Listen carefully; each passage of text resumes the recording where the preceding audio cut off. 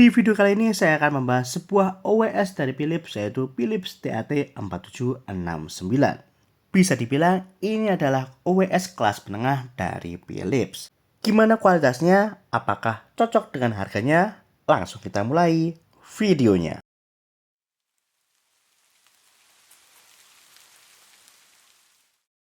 Pertama-tama kita unboxing terlebih dahulu. Cukup mudah ya unboxingnya karena di plastiknya itu ada bagian untuk ditarik.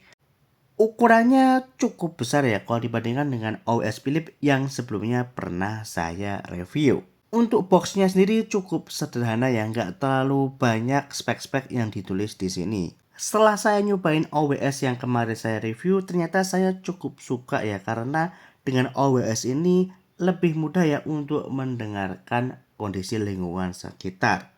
Untuk isi boxnya di sini kita langsung dihadapkan dengan TWS-nya dan juga ada kabel charging. Yang dimana di sini agak aneh ya. Kenapa kok kabel chargingnya di sini malah micro USB? Kayaknya nggak mungkin lah ya pakai micro USB. Mungkin nanti kita cek OWS-nya. Lalu ada setumpuk buku manual dan juga kartu garansi ya. Cukup tebal, nanti silahkan dibaca ya karena di sini ada berbagai gestur yang bisa kita pakai. Atau kalau males ya di pause aja di bagian yang ini. Oke, kita langsung ke bagian casingnya. Seperti yang saya bilang tadi, casing ini cukup besar ya. Warna casing OWS-nya itu kelihatan warna hitam ya kalau di kamera. Tapi kalau dilihat secara langsung sebenarnya midnight blue. Dan ukurannya cukup besar ya, apalagi dibandingkan dengan OWS Philips yang pernah saya review.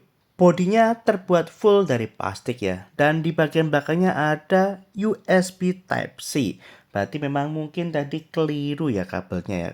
Dan saya cek lagi beneran ya, ini kabelnya dapatnya micro USB, bukan kabel Type-C. Dan untungnya saya punya banyak kabel Type-C. Oke, kita kembali ke casingnya ya. Di bagian tengahnya ada aksen chrome dan tulisan Philips. Di bagian bawahnya nggak ada apa-apanya. Dan ini warnanya matte ya atau doff.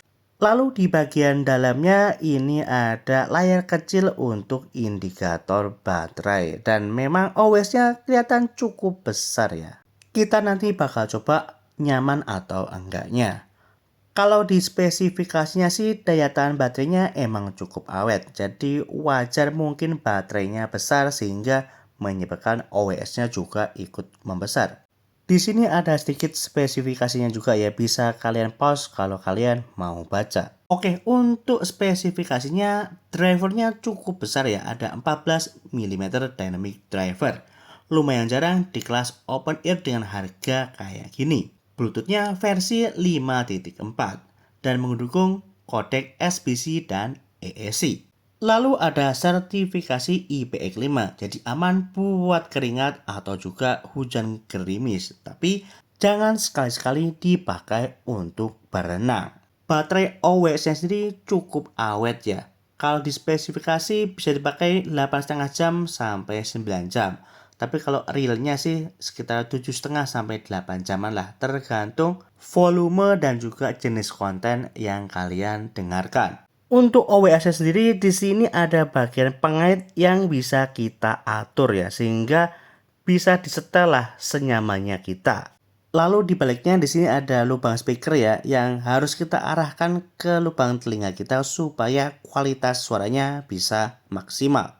Dan di bagian depannya ada semacam grill ya, tapi saya nggak tahu ya ini grill beneran atau cuman tempelan aja. Walaupun kelihatan besar kayak gini, tapi kita coba dulu ya fittingnya gimana di kuping saya. Oke, untuk fittingnya seperti ini ya. Kalau di telinga saya sih cukup ngeplek ya, tapi memang harus ada penyesuaian di bagian tangkainya. Lalu kita masuk ke bagian suaranya. Karena dia open ear, jelas jangan dibandingkan dengan TWS yang in-ear monitor bentuknya atau half in-ear karena karakternya memang berbeda. Kita mulai dari bassnya terlebih dahulu. Mungkin karena drivernya cukup besar ya 14 mm, jadinya bassnya cukup kerasa ya untuk ukuran OWS. Apalagi kalau kita dapat fitment yang ngepas, jadi bagian speakernya itu bisa terarah langsung ke lubang telinga. Untuk sektor vokalnya sendiri cenderung natural, clear, dan airy. Nggak kerasa kayak suara orang bindeng. Sedangkan treble-nya halus, nggak nusuk sehingga cocok buat dipakai berlama-lama. Buat kalian yang bass head jelas nggak cocok ya OWS seperti ini. Memang cocoknya yang bentuknya in-ear monitor aja. Tapi kalau cuman buat nemenin olahraga aja ini udah cukup. Oke, kita lanjut ke kualitas mic-nya. Tes 1 2 3, tes 1 2 3.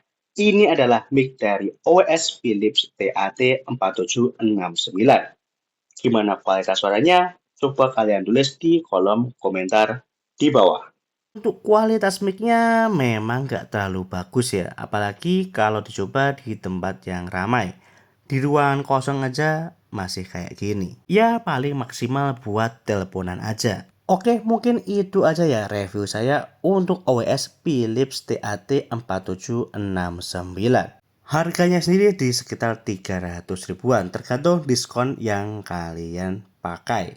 Untuk sebuah OWS ini cukup oke ya, tapi buat kalian yang memang fokus ke bagian suara, jelas OWS bukan pilihan kalian. Karena di rentang harga segini, emang TWS dengan kualitas suara yang bagus itu udah banyak. Terima kasih sudah menonton video saya dari awal sampai akhir. Kita ketemu di video saya yang lain. Wassalamualaikum warahmatullahi wabarakatuh.